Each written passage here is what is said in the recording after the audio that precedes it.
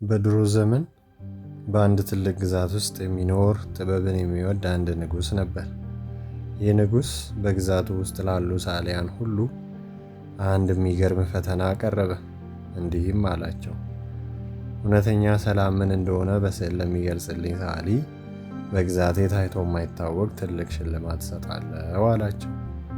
መላው የአገሪቱ ሰዓሊያን ተረባረቡ።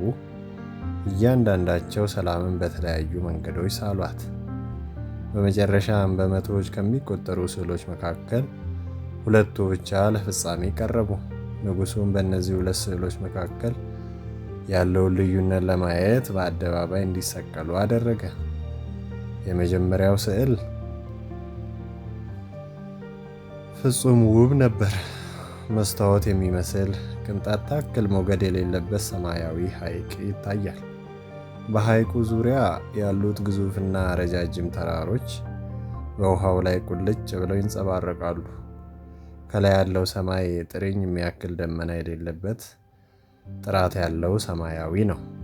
ስዕሉን ያየ ሁሉ እንዲህ አለ፣ ይሄ እኮ ነው ሰላም። ከዚህ በላይ ሰላም ምን ሊሆን ይችላል? ይሄ ጸጥታ፣ እርጋታ፣ ፍጹም ሰላም ማለት ይሄ ነው። ሁሉም ሰው ንጉሡ ይህንን ስዕል እንደሚመርጥ አልተጠራጠረም። ሁለተኛው ስዕል ደግሞ በማዕበል ውስጥ ያለች ወፍ። ንጉሡ ወደ ሁለተኛው ስዕል አመራ። ነገር ግን ይህ ስዕል ከመጀመሪያው ፈጽሞ የተለየ ነበር። ተራሮቹ ሻካራ፣ ቋጥኝ የበዛባቸውና ራቁታቸውን ናቸው። ከላይ ያለው ሰማይ በአስፈሪ ጥቁር ደመና ተውጧል። መብረቅ ሰማዩን ለሁለት እየሰነጠቀው ይታያል። ኃይለኛ ዝናብና ነፋስ ዛፎቹን እያወዛወዛቸው ነው። ከተራራው ጫፍ ላይ ደግሞ አንድ ግዙፍ ፏፏቴ በኃይል እየተጋጨ ይወርዳል። ይህ ስዕል ሰላማዊ አይመስልም። እንዲያውም ሲያዩት ድምፁ የሚሰማ የሚያስፈራና የሚረብሽ ስዕል ነበር። ነገር ግን ንጉሡ በቅርብ ጠጋ ብሎ ተመለከተ። በዚያ በሚያገሳው ፏፏቴ አጠገብ በአንዲት ትንሽ የዓለት ሰንጠቅ ውስጥ አንዲት ትንሽ ወፍ ጎጆዋን ሰርታለች። በዚያ ሁሉ ጩኸት፣ በዚያ ሁሉ የሚያስፈራ ማዕበልና የመብረቅ ድምፅ መሃል እናቲቱ ወፍ በሰላም ተኝታለች። በዙሪያዋ ያለው ግርግር ቅንጣት ታክል አላወካትም። ዓይኖቿ ተተክለዋል፣ ልቧ ረግቷል። ንጉሡ ሁለተኛውን ስዕል መረጠ። ሕዝቡም ተገረመ። ንጉሥ ሆይ እንዴት ይህን የሚረብሽ ስዕል መረጡ? ብለው ጠየቁት። ንጉሡም እንዲህ ሲል መለሰላቸው፣ ሰላም ማለት ጩኸት፣ ችግር፣ ከባድ ሥራ ወይም ፈተና በሌለበት ቦታ መገኘት ማለት አይደለም። እውነተኛ ሰላም ማለት በእነዚህ ሁሉ መሃል ሆኖ በልብ ውስጥ የሚሰማ ፍጹም መረጋጋትና ጸጥታ ነው። እናንተም እንደ መጀመሪያው ስዕል ሰላምን የምትፈልጉት ሁሉ ነገር ሲስተካከል ከሆነ መቼም ላታገኙት ትችላላችሁ። ምክንያቱም ሕይወት ሁል ጊዜ የራሷ ማዕበል አላት። የእናንተ ስራ ማዕበሉን ማስቆም ሳይሆን በዚያ ማዕበል መሃል ሰላም የምትሆኑበትን የውስጥ ጎጆ መገንባት ነው።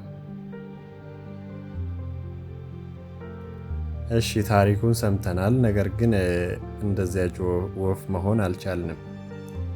ለምን ይመስላችኋል? ለምን የምትሉ ከሆነ በትንሽ በትልቁ የምንረበሸው፣ አእምሯችን እንደ ማዕበል የሚናወጠው፣ ሰላማችንን በየቀኑ የሚዘርፉብን ሌቦች ስላሉ ነው። እነዚህ ሌቦች ከውጭ የሚመጡ ሳይሆኑ በገዛ አእምሯችን የፈጠርናቸው ናቸው። እስኪ ዋና ዋናዎቹ እንመልከት። የመጀመሪያው የሰላማችን ሌባ የጸጸት ሸክም ነው። ትናንትና መሸከም። ብዙዎቻችን ዛሬ ላይ ቆመን የምናስበው ስለ ትናንት ስህተታችን ነው። ያንን ባልናገር ኖሮ፣ ያን ባላደርግ ኖሮ፣ ያን እድል ባላባክን ኖሮ እያልን ራሳችንን እናሳዝናለን። ትናንት የሞተ ታሪክ ነው። ትናንት ላይ ተቸክለ ስትኖር ልክ መኪናህን ወደፊት እያሽከረከርክ ሁልጊዜ የኋላ መመልከቻ መስታወቱን ብቻ እንደማየት ነው። በዚህ ሁኔታ መጓዝ አትችልም፣ ትጋጫለህ። ትናንት ትምህርት ቤት እንጂ ማረፊያ ቤት መሆን የለበትም። ሁለተኛው የሰላማችን ሌባ ደግሞ ነገ ነው። ገና ያልመጣን ቀን፣ ገና ያልተከሰተን ችግር ዛሬ ላይ ሆነን እንጨነቅበታለን። ነገ ምን እበላለሁ፣ ነገ ስራ ካጣውስ፣ ነገ ብታመምስ እያልን የነገውን ጨለማ ዛሬ ላይ ለመዋጋት እንሞክራለን። በእርግጥ ነገን ማቀድ ብልህነት ነው። ስለ ነገ መጨነቅ ግን ስንፍና ነው። ጭንቀት የነገን ችግር አይቀንሰውም፣ ይልቁንም የዛሬውን አቅማችሁንና ሰላማችሁን ይገድለዋል። ዛሬም በሰላም መኖር ካልቻላችሁ ነገ ቢመጣም በሰላም አትኖሩ። ምክንያቱም ነገም ሲመጣ ዛሬ ስለሚባል ወይም ስለሚሆን። ሶስተኛው ሰላማችንን የሚሰርቅብን ነገር ከሌሎች ጋር ራሳችንን ማወዳደር ነው። በዘመናችን ትልቁ የሰላም ገዳይ ይሄ ነው። የሌሎችን ሶሻል ሚዲያ ከራስህ የጀርባ ታሪክ ጋር ታወዳድራለህ። የሌላው ሰው ስኬት አንተን ሊያስደስትህ ሲገባ እኔ ለምን እንደሱ አልሆንኩም የሚል ቅናትና የበታችነት ስሜት ውስጥ ከከተተ ሰላምህ ድምጥማጡ ይጠፋል። እያንዳንዱ ሰው የራሱ የጊዜ ሰሌዳ አለው። አበባ በጸደይ ሲያብብ፣ ሎሚ ደግሞ በክረምት ያፈራል። አንተም በራስህ ጊዜ ታብባለህ። ከሌሎች ጋር ሳይሆን ትናንት ከነበርከው ማንነትህ ጋር ተወዳደር። አራተኛው ደግሞ የሌሎችን አስተያየት መፍራት ነው። ሰዎች ምን ይሉኝ ይሆን የሚለው ጥያቄ ብዙዎቻችን ሰላም ቀብሮታል። የሰዎችን ምላሽ መቆጣጠር አትችልም። ሰዎች ዛሬ ሊያደንቁ ነገ ደግሞ ሊተቹ ይችላሉ። ሰላምህን በሰዎች ምላሽ ላይ ከመሰረትክ ልክ እንደ ንፋስ ወፍጮ በየአቅጣጫው ስትሽከረከር ትኖራለህ። እነዚህ ሌቦች በአእምሮ ደጃፍ ላይ ቆመዋል። አንተ ግን ቁልፉን በእጅ ይዘሃል። በሩን ካልከፈትክላቸው ሊገቡ አይችሉም። ሰላም ማለት እነዚህ ሀሳቦች አለመምጣታቸው አይደለም፣ መጥተው እንዲገዙ አለመፍቀድ እንጂ።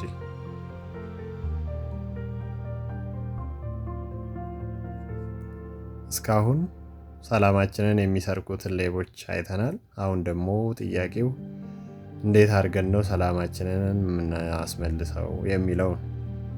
ሰላም በድንገት የሚመጣ ሳይሆን በየቀኑ በምናደርገው ምርጫ የሚገነባ የውስጥ እረፍት ነው።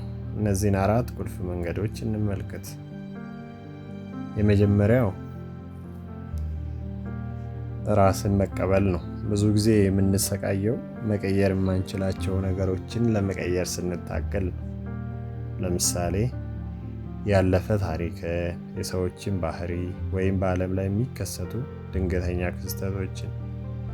ታላቁ ፈላስፋ ኤፒክቴተስ እንዲህ ይላል፣ ደስታና ሰላም የሚጀምሩት በአንድ ግልጽ መርህ ነው። ይኸውም በእኛ ቁጥጥር ስር ያሉ ነገሮችን እና በእኛ ቁጥጥር ስር የሌሉ ነገሮችን ለይቶ በማወቅ ነው ይላል። ቁጥጥር ስር የሌሉ የሌሎች ሰዎች አስተያየት፣ የአየር ንብረት፣ የትናንት ስህተት ሲሆኑ በቁጥጥር ስር ደግሞ ያለው ያንተ አመለካከት፣ ያንተ ምላሽ እና ያንተ ዛሬ ነው። የማትችለውን ነገር ለእግዚአብሔር ወይም ለተፈጥሮ ተወው። ይህ ሆኗል፣ መቀየር አይቻልም፣ አሁን ምን ማድረግ እችላለሁ ብለህ ስትጠይቅ ሰላምህ ይጀምራል። ሁለተኛው ደግሞ አሁን ውስጥ መኖር። አእምሯችን እንደ ሰካራም ዝንጀሮ ወዲና ወዲያ ይዘላል። ሰላም ግን የምትገኘው እዚህ እና አሁን በሚባለው ጠባብ መስኮት ውስጥ ነው። አንድ ታዋቂ ምሳሌ አለ። በጭንቀት ውስጥ ከሆንክ ወደፊት እየኖርክ ነው። በጸጸት ውስጥ ከሆንክ ወደ ኋላ እየኖርክ ነው። በሰላም ውስጥ ከሆንክ ግን አሁን ባለው ቅጽበት ውስጥ እየኖርክ ነው ይላል። ምግብ ስትበላ ጣዕሙን አጣጥም፣ ስትራመድ መሬቱን ንካው፣ ስትተነፍስ አየሩ ወደ ሳንባህ ሲገባ ይሰማ። አእምሮ ወደፊት ሲሸሽ ተመለስ። አሁን ያለሁት እዚህ ነው ብለህ ንገረው። ሰላም የምትኖረው በሰከንዶች ድምር ውስጥ ነው። ሶስተኛው ደግሞ ግራቲቲዩድ ወይም የምስጋና ልምምድ ነው። አእምሯችን በተፈጥሮ የጎደለውን ነገር የመፈለግ ዝንባሌ አለው።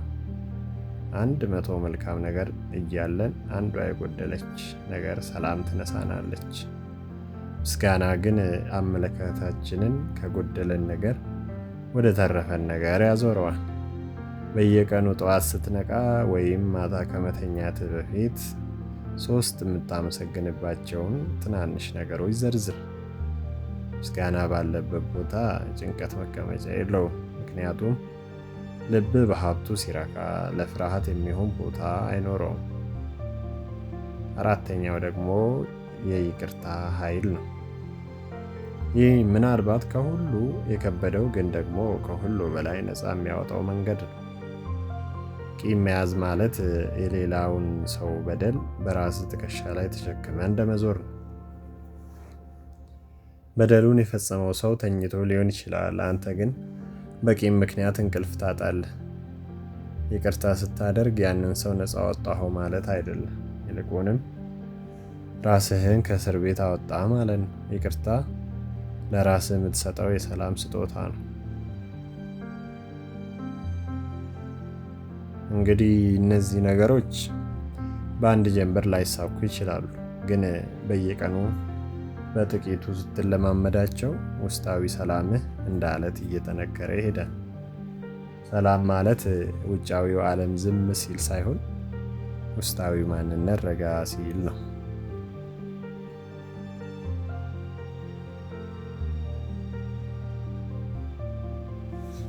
እስካሁን ስለ ሰላም ምንነት፣ ስለ ሰላም ሌቦችና ስለ መፍትሄዎቹ ተነጋግረናል። አሁን ግን ጥያቄው ይህንን ሁሉ ሰምቼ እንዴት በተግባር እለውጠዋለሁ የሚለው። ምክንያቱም ሰላም የምትገኘው በማወቅ ሳይሆን በመኖር ስለሆነ። አእምሮ ልክ እንደ ጡንቻ ነው።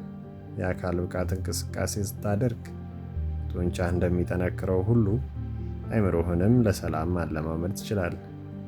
እስኪ እነዚህን 3 ቀላል ግን ውጤታማ ልምምዶች አብረን እንይ። የመጀመሪያው የብርጭቆ ምሳሌ ነው። አንድ አስተማሪ ለተማሪዎቹ ግማሽ ብርጭቆ ውሃ አሳያቸውና ይህ ብርጭቆ ምን ያህል ይከብዳል ብሎ ጠየቃቸው። ተማሪዎቹም የተለያዩ መልሶችን ሰጡ። አስተማሪው ግን እንዲህ አለ፣ የብርጭቆው ትክክለኛ ክብደት ዋጋ የለውም። ክብደቱ የሚወሰነው እኔ ለምን ያህል ጊዜ እንደያዝኩት ነው። ለ1 ደቂቃ ቢይዘው አይከብደኝም። ለ1 ሰዓት ቢይዘው እጄ መደንዘዝ ይጀምራል። ቀን ሙሉ ቢይዘው ግን እጄ ሽባ ይሆናል አላቸው። ጭንቀቶችህም እንደዚሁ ናቸው። ለጥቂት ደቂቃ ማሰብህ አይጎዳም። ቀን ሙሉ ተሸክመሃቸው ስትዞር ግን አእምሮ ሽባ ይሆናል።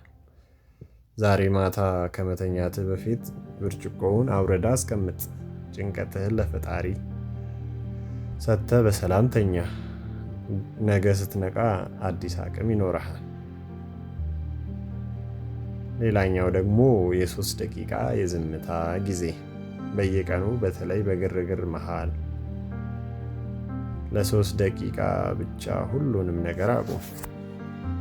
ስልክህን አጥፋ፣ ዓይንህን ጨፍን፣ የሚሰማህን ድምፅ ብቻ አዳምጥ። የልብህን ትርታ ስማ። ይህች አጭር ጊዜ አእምሮ ሪስታርት እንዲያደርግ ትረዳዋለች። በዚያች ቅጽበት ውስጥ አሁን እዚህ ነኝ፣ ደህና ነኝ ብለህ ለራስህ ንገረው።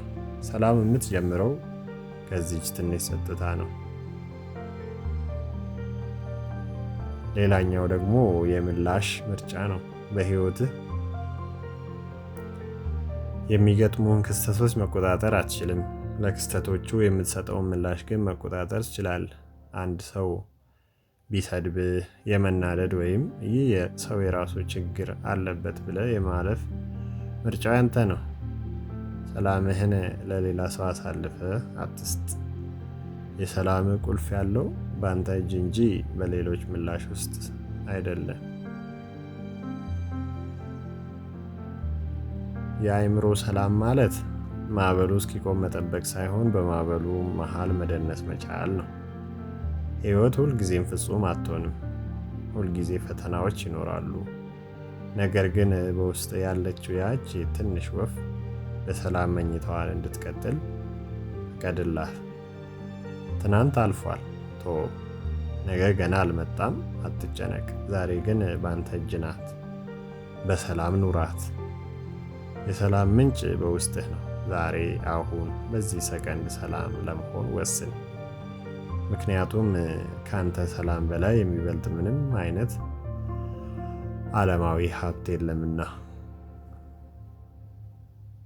ሰላም ለልባችሁ፣ ብርሃን ለነፍሳችሁ። በቀጣይ ቪዲዮ እስክንገናኝ ቸር ሰንብቱ።